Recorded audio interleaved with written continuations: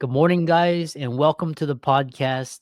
I've got a entrepreneur for us today, Nick, coming out of Florida, and has a variety of skill sets that he's comfortable talking with. He got all the experience in the restaurant business, and he's parlayed that into real estate. He's a coach. He's also done a lot of, he knows about growing, scaling, managing a business. And I'm really happy to have him on to discuss his entrepreneurial venture. Nick, welcome. Yeah, thank you so much for having me, man. I really appreciate it. Yeah. Give us your background and how you came to be doing what you're doing now. Yeah, no, I sure will. Yeah, one thing I've learned about life is, and Steve Jobs said it best, that we can only connect the dots like looking backwards, right? Like whenever we're in the mess, we never know, oh God, this job sucks, or oh, this sucks. But then 10 years later, a problem could be like, oh, I've dealt with this before. And my story's a lot like that. I spent too long in the restaurant industry, 13 years working 70 hours a week. It was extremely painful. I didn't realize it at the time, because it was all I knew, right? So it was where I started. So it didn't seem like a lot of work. It seemed normal compared to everything else. But I did that for 13 years. I'll tell you, I've encountered every problem, employees doing drugs, customers doing drugs. I've got a couple stories that involve human poop on the floor, right? If you do something long enough, you're gonna experience the ugly sides of it. So I did that forever. 13 years is a long time for 70 hours a week. I think that equals almost 17 years if I was working 40 hours a week, just so everyone knows if they're only working 40, that little extra chunk on top. And then I didn't want to, like, I knew I was amazing. I knew I was a great manager. I would drive to work and study all day long, leadership books and management books. And I would get to work and I would practice those books, right? Is what I would do. And I quickly learned I was just different than my peers. I knew how to use a computer. I knew how to talk to people. I knew how to run a great restaurant. A lot of people can only do one out of those three. They can either use a computer or they can talk to people, or they might be able to run good operations, but they're not great at all three. So I could tell by my skill being so great that I knew I was destined for something better. I left that. I found the real estate industry. I accidentally stumbled into it was an education company that teaches people how to invest, wholesaling, fix and flipping, stuff like that. And I didn't know shit. I was just a restaurant manager. I didn't even know real estate was a business. The only thing I knew about mortgages was my dad paid one every month. That was the only thing I knew. I didn't know that you could rent it out or any. I didn't have that world. So this really opened my eyes, and I took this job as an event coordinator. Right. I was just glad to be out of restaurants. And I was like, restaurants are basically an event that happens 13 hours a day. I could be an event coordinator, whatever gets me out of this freaking place. And it was a great decision. I worked there for 10 months. I got 3 promotions. I became an executive after 10 months. And I think that's how good of a restaurant leader I was. They put me in a whole nother field and I'm running this whole division of the company within 10 months, still with no real estate knowledge. I was just really good at the customer experience. I was really good at getting results. I was good at holding people accountable. And that's really what leadership is. The industry is irrelevant, in my opinion. So, anyways, I did that for a while. And being the executive in a new industry, all the complaints started coming to me, right? That's what leadership is. Leadership is fielding complaints. And again, I don't know real estate. So it's like, the advice I gave people wasn't the normal advice that they ever received, right? I'm talking to them from a blue collar restaurant background, but I'm in a whole new industry. The advice I started giving was I almost want to say David Goggins style, right? It was like, just do the work and hustle and go out. Because when someone poops on the floor in a restaurant, there's no one to call. Who do I call? You don't call anyone. You grab a fucking toilet paper and you handle it. Okay. And so if you're having a hard time in real estate, you pick up the phone and you handle it. Right. So everyone kept coming and bringing their problems to me. And one of the biggest problems I learned was lead generation. The company I own now, fast forward a little bit, we did 1.6 million last year. I own a lead generation company for real estate investors or realtors is basically what I own now. And all these people were calling me about their lead gen issues, calling me over, and all of the clients were having issues.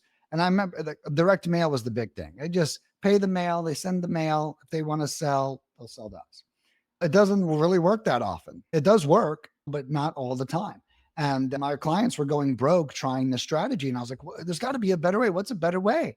And then one day I looked down and I'm like, oh, like We already pay AT&T for phone service. We already pay Verizon. So I started teaching our whole community to dial people by hand instead of doing direct mail. And the back to the fast forward, the lead generation strategy we do is cold calling and text messaging.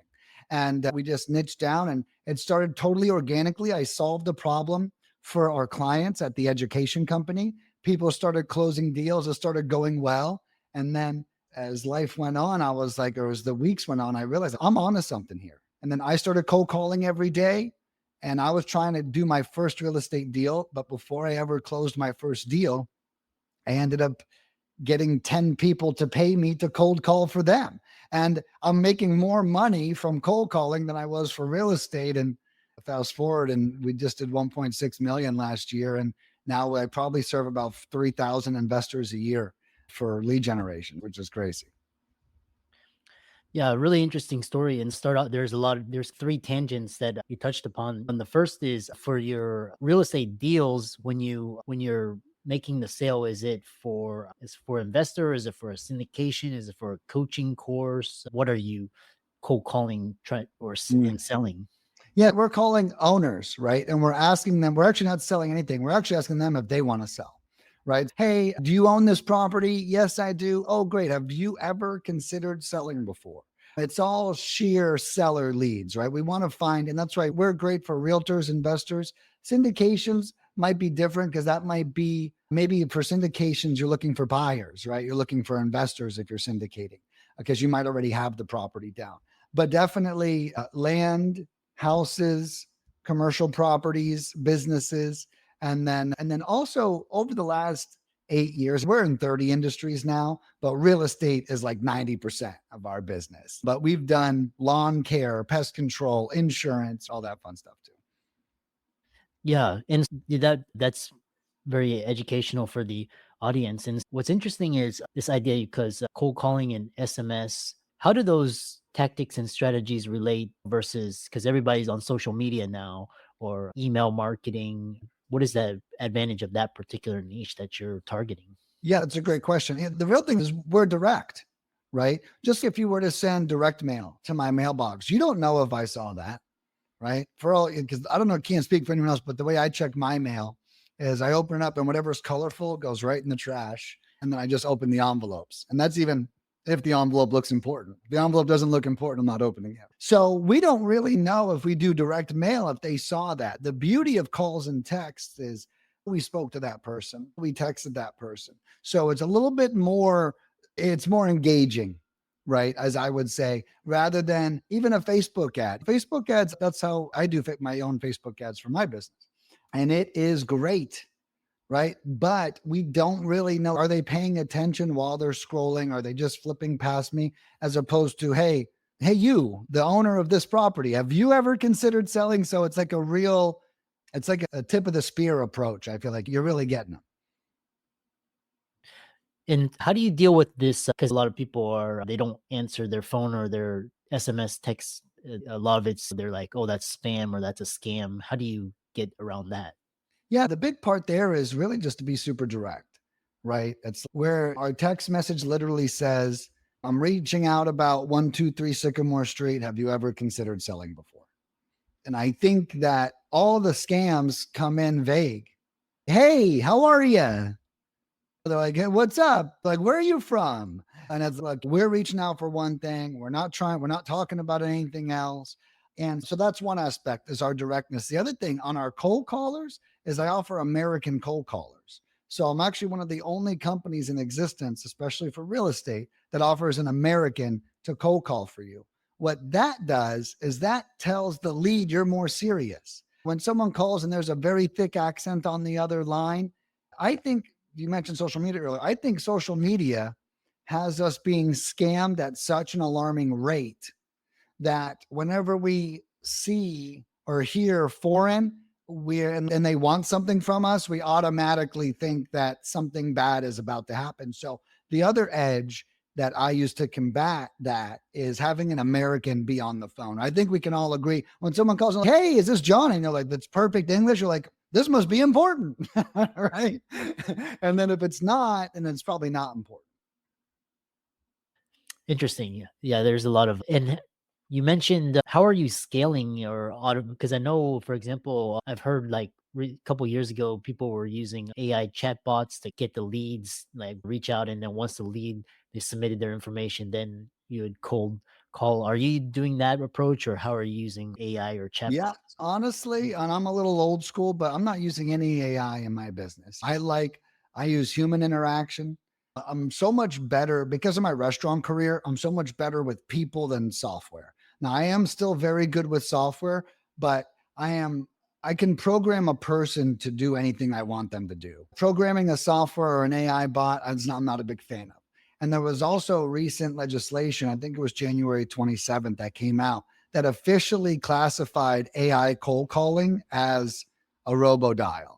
And robodials are illegal nationwide, which means that you can be litigated against for using it. So I'm glad I never jumped too deep into AI for cold calling, anyways, because the rug was just pulled out from under a lot of people very recently. And hearing from your experience, what I found was like you, because I've had other people on the podcast and they were using their experiences as a stepping stone for bigger and greater things. And, what was interesting is you kept your mind sharp and focused and curious and always keep your Yeah. eyes on the prize. And for a lot of people, they're limited in their scope and thinking. So what is your words of advice and encouragement to go from like a kind of like an operator to like a business owner, an entrepreneur, leader? Oh, wow. That's a great question. I'm still working on that myself. If I'm being transparent, I'm very hands on in my business. My cell phone number is on the website. I love providing a superior service to people, and I'm good at doing that.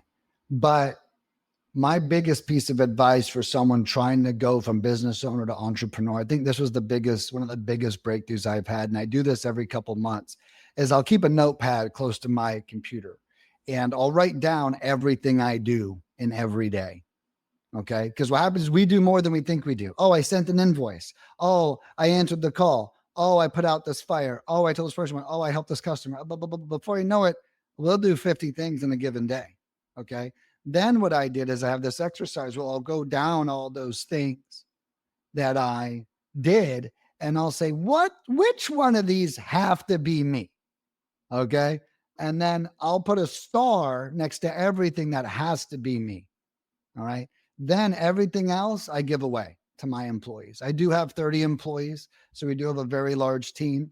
But I then like I'll either hire someone new because it might be a whole new task, or I'll see, oh, that's customer service. They should be doing that. This is processing. They should be doing that. This is this. They should. So then I'll just then delegate those and I'll create a system because if we get caught doing those things every day, we're just creating another job. And a business owner, that's fine to have a job as a business owner. At being 8 years in business, I think I retired for like my first 4 years. Like I created my systems were so good when I first created this business. I literally bought a Winnebago and traveled the country. And all I had to do was have my cell phone on me. I there wasn't no work, but I had to have service and I had to have my cell phone. Then after 4 years, I realized I had to do a remodel. Right, I had to get back in my business. Competition was coming out. I had no competition for 4 years, so that didn't matter. I'm like making all this damn money. Then competition starts coming out because I'm killing it, and they see me killing it, so they're duplicating it. And then every year I've had to innovate and then add a layer of service to my business. That's one of the reasons why we're so successful is I was one of the first ones. And to this day, I'm one of the best ones, even compared to me and the other people as well. What resources helped you, either YouTube channels, podcasts, books, courses, digital courses, helped you in this transition? So I love that. I am not a big course guy. Okay. I can't watch a video. I can watch Netflix. I can kill some TV, but for some reason I don't associate like TV with education. And I hate that about myself. Like my friends that are YouTubers, I'm so jealous. I'm so jealous. I can't research anything on YouTube. It's also not my style. My style is to sprint headfirst into the wall and then analyze what I did wrong. So I've never been a great researcher. Now, the biggest gift I think I've had is audiobooks. I used to drive when I was in the restaurant industry. I drove in 2 hours a day. All right. So I would crush audiobooks. Now, my favorite audiobook of all time is The 7 Habits of Highly Effective People. I highly recommend it. I've listened to it 5 times, and every time I feel stagnant in life, I listen to it again. And every time I listen to it, I hear a completely different lesson. Like it's a totally different book every time because I'm at a different place in my life while he's talking to you. But I really call the 7 habits like my personal Bible. When I feel lost, I go to it, and it's been absolutely amazing for me. So that would take cake on what's really helped prepare me and help center me into doing this. Beyond that, I listened to a lot of Gary Vee in my younger years when I was a restaurant manager. And the irony is, it did not apply at all to restaurant management, like at all. But I realized that when I came into this, that I had this amazing Gary Vee foundation, right? So I'd give a lot of credit to Gary Vee for entrepreneurship and a lot of credit to Stephen Covey, who's the 7 Habits of Highly Effective People, to like maybe execution, right? That's probably how I would. The differences in those two books. Stephen Covey is more like, here's how we operate it through life. And Gary Vee is, here's how we operate as an entrepreneur, as I would say is the differences in those two examples. Yeah, and I've heard a lot of successful entrepreneurs, they recommend the 7 habits. That's one of those. Do they? Yeah. Yeah. What's been like kind of one of your biggest mistakes, and what did you learn from it, and so that the audience can take insights from you? Yeah, I think so. One of the biggest mistakes comes from something I did right. And what I did right is I created this business at the right time. Like I said, I was one of the first on the scene. And I'm still a first in a couple of categories in what I do now. Like with the Americans, still no one does Americans, right? So I'm still that first, right? But the one thing I did wrong because I was young and greedy is I didn't go out and I didn't create affiliate partners soon enough. Okay. If I was smarter, I was so busy running my business, I never thought to go to these other big companies and offer them a portion of my sales if they promoted me. Right. Now, the reason why that was a mistake is everyone saw that I was killing it. And then they started offering services that I offer because I'm killing it. If I would have gone to them ahead of time and said, here's a piece of my business, just sell my business, don't do the work, I would be so wealthy right now. And I will say that was probably my biggest lesson is when I got onto something at the time, maybe I was being selfish. Maybe I didn't want to give away the 10% of the sales. Maybe I didn't want to do that and I'm also making a lot of money from what I'm used to. I'm used to making $70,000 a year. My first 6 months, we made $380,000. My first year we made 690,000. So it's like, that's a lot of money to me. And so when it came to thinking about giving away 10% or 20% or whatever it is, I was like, I don't know. I don't want to do that. And so that was definitely, I would say, one of my biggest mistakes was I do that now. Of course, it's a big part of one of the main parts of our business is affiliate marketing, but I didn't do it back then. So yeah, that would have been a different story. Yeah, really. And how can people, if they're motivated and inspired by our conversation, how could they reach out to you and learn from you and connect with you? Yeah, I am big on Facebook.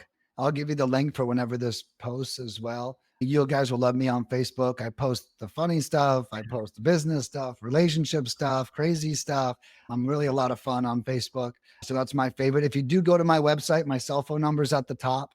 And I really don't mind people just calling. Hey, even if you say, hey, I saw you on the pod. I don't care if you're a customer. I don't care if you just want to meet me. I have that restaurant manager mentality. So it doesn't matter to me. Just say hi, right? So anyone could call me. Also on my website, it actually says follow me on Facebook. So if you want to just go to the website, leadminingpros.com, you could check that out. And I'm really easy to find. And my full name is unique. My first name's Nicholas and my last name's Nick. And that's real. That's not something I made up. but yeah, so you'll know when you see me. And people have told me once they start seeing me on Facebook, they don't stop after that. So hopefully that's a good thing. Yeah, excellent. I really enjoyed talking with you, and really curious and intelligent entrepreneur, and to see your success, and keep up the great work. Yeah, no, thank you so much. I really appreciate you having me today.